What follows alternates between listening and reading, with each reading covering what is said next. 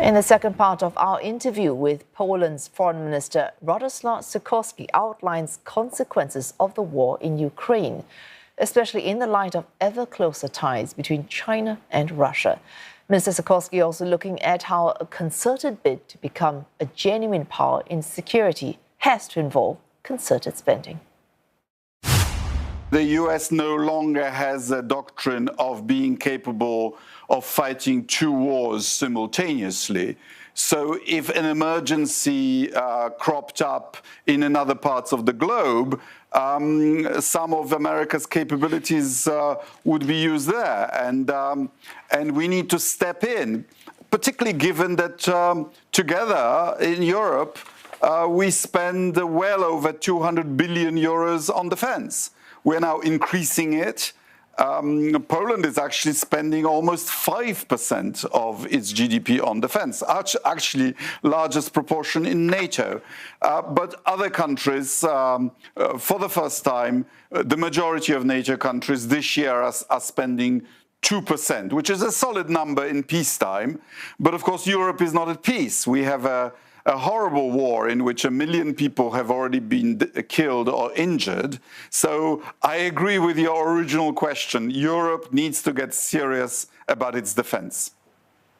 But mainly because Europe's worst nightmare, and I quote you, would be a conflict between the US and China that would consume Washington and leave Europe to defend itself. And this is why, this is not just you, Japan's Prime Minister has made this argument as well. What's happening in Ukraine cannot be seen as just a regional squabble. It has global consequences. Indeed. I mean, the most immediate threat is Putin's colonial war of aggression on Ukraine. This cannot stand. Ukraine gave up its nuclear weapons in return for Russian guarantees of independence and security. Ukraine has a peace treaty and a border treaty with Russia signed by Vladimir Putin. We cannot allow countries to start wars on the pretext of protecting national minorities on the other side of an international border, because that's a recipe for a war of everyone against everyone else. But you're right. In Europe, we watch the rivalry between China and the United States with some apprehension.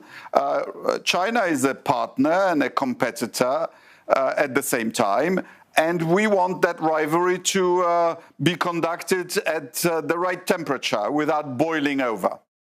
No less than the US National Security Advisor has come out very recently to say, without Chinese support, certainly economically, Russia would not have the resources with which to pursue its actions in Ukraine. We respect China. It's a quarter of humanity. And we recognize that China is honoring the thickest of our red lines and not supplying Russia with actual military equipment. But yes, it has supplanted European companies in Russia, and it's supplying Russia with many dual-use goods. And we monitor to what extent the sanctions that have been imposed, financial and others, are being respected. We also would encourage China to persuade Vladimir Putin to end this war. China would get itself a lot of goodwill and a lot of gratitude in Europe if it told Vladimir Putin enough is enough. Russia needs to come back to within the fold of international law. A final question, Minister. Now, you yourself are a student of realpolitik.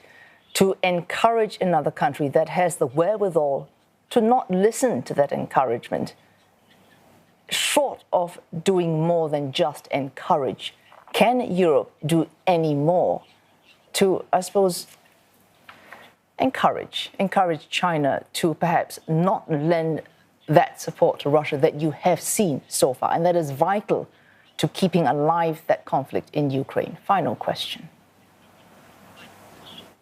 Well, China 10, 15 years ago had a lot of soft power in Europe and also around the world. But perceptions of China have now declined. And we do notice that Chinese state media popularize Russian narratives on this colonial war.